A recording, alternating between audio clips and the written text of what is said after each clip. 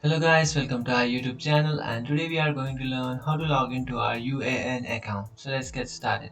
So if you want to log into your UAN account, what you can do is just open up a browser, and after opening up a browser, in the search bar you can search for UAN login.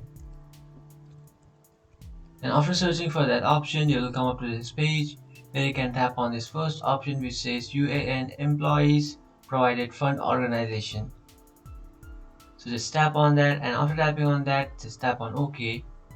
And after tapping on OK, you will come up to this website where you can enter your UAN username, you can enter your password, and then enter the caption that you can see.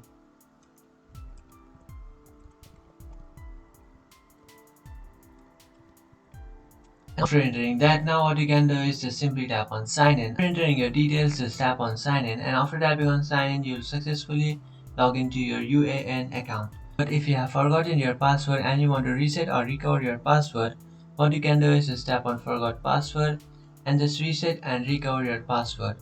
After creating a new password, what you can do is just come back to this page and enter that password that you have created and then tap on login. And after tapping on login, you will successfully log into your account.